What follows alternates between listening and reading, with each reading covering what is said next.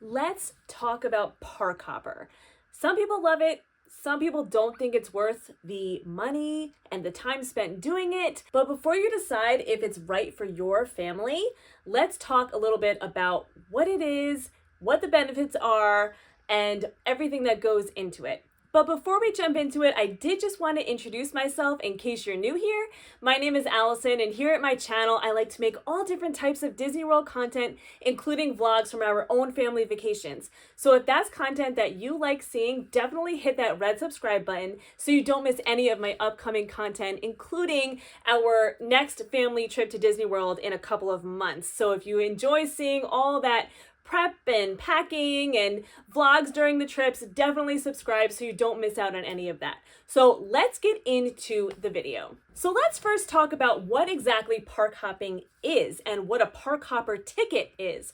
So when you buy your tickets for Disney World, you can upgrade your ticket to become a park hopper ticket. So if you buy 4-day tickets and you upgrade it to park hopper, that means you have 4 days to use your tickets. And during those 4 days, you can hop between each 4 of the parks: Animal Kingdom, Hollywood Studios, Magic Kingdom, and Epcot. You can hop between all 4 of those once you check in to your first park. Now, this does add a significant amount of money onto your tickets, and the caveat is that you can't only get park hopper for 1 day or 2 days. It has to be for every single day that you are getting tickets. So you can't get a 4-day ticket and only have 2 days be park hopper. It's an all or nothing type of deal. So this is where some people find that it's not worth it because they want to spend a whole day in Magic Kingdom, they want to spend a whole day in Epcot, and maybe they would want to have a hopper for Animal Kingdom and Hollywood Studios as an example, but you can't do that. You have to have hopper for every single day that you are going to be going to the parks. So this is where you really have to, make it worth the money, unless, you don't have a budget and you don't really care. And if we hop, we hop. If we don't, we don't. Then by all means, get the hopper and go spend an hour in Epcot for dinner and then leave. If that's the way you want to look at it, then hopper would be a great option for you. But if you are on a budget and you're wondering if park hopper will give you more bang for your buck, there are some things to consider. So the first one is, if you can only go to Disney World for 2 days, obviously if you do 1 park per day, you're not going to hit all 4 parks. So adding the park hopper onto a 2-day ticket will get you to all 4 parks. So that is something to think about if you are going to be going to the parks less than 4 days. But the only time that I would really tell someone or suggest to someone to not use park hopper is if it's your first trip, especially if you are traveling with young kids and it's your first time going. I really, really recommend doing 1 park per day because you really need that opportunity to immerse yourself in each park and really see what each one has to offer. If you're already committed to only spending half a day at each park because you want to hop to another one, you're not going to experience the full magic of each park because you're going to constantly be rushing. You're going to miss out on some rides or attractions or activities that you really want to do. We actually did hopper our last trip, and while it was great because some of the benefits are nice, we didn't really, we kind of missed out on some rides because even if you get like lightning lanes, one of the rides that you want to do might only be available later that day, and you had already planned to be in another park. So there are some things to consider when you are doing hopper. Now, you very easily could hop back to that park, to catch that ride if you really wanted to. But that's why, sometimes, especially if you're going to be with young kids, that might be a little much for them, to be going back and forth.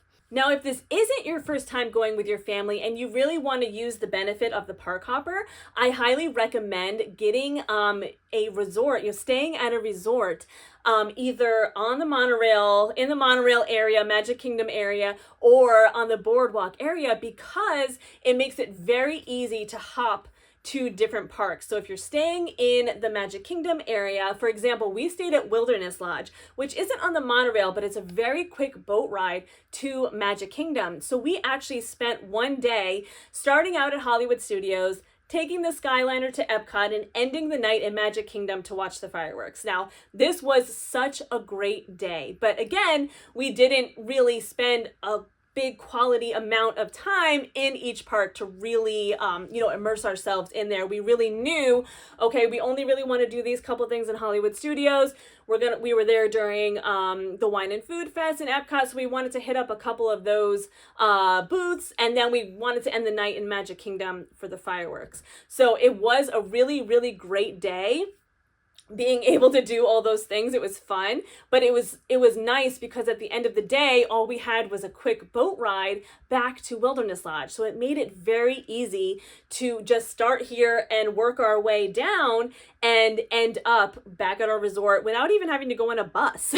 So that was, we had to go on a bus from Wilderness Lodge to Hollywood Studios in the morning. But after that, we took all the other forms of transportation back to our resort. So that was really fun. And you can do the same thing if you're staying at like Beach Club or Boardwalk, or even the Swan, one of those where you start out in Hollywood Studios. You could, or you maybe would start out in Magic Kingdom and then work your way back and then have a very short transportation, maybe even a walk back to your resort afterwards. So depending on where you're staying, having to do buses, for everything could be a little much, especially if you have young kids. So that is something to consider. Another reason why people love doing Hopper is, like I said before, where we were there during the food festival in Epcot. So some people like to just end their evening in Epcot, like every night that they're at a park, to have dinner, to check out some more foods, because there are so many food options that it's kind of hard to have what you really want in only one day in Epcot, because let's face it,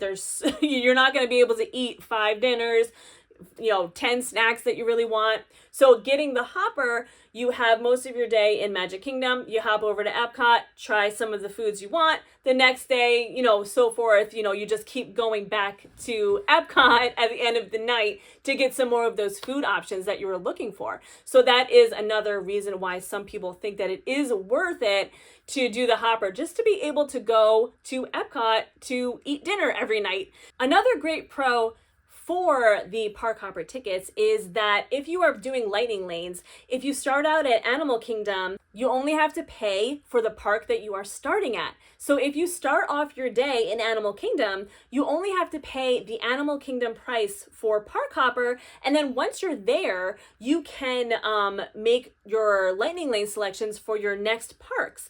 So that is something to consider also, is that Magic Kingdom tends to be the most expensive lightning lane option. So if you start out your day somewhere else, even if you're only there for an hour and then you hop over to Magic Kingdom, you only have to pay for that other park. So that is something to think about too. If you really do want to hop, but you're also looking to save some money, this can be very beneficial. And that is how Park Hopper works within the lightning lane, is that you have to choose a park that you're starting at, and then once you check into your first ride, you can start making selections at other parks. So that is how the lightning lane multipass works. And you can get single pass. I think you can have up to 2 single passes for a day, and they can be in different parks. So you can make a single pass for Guardians and Tron in the same day,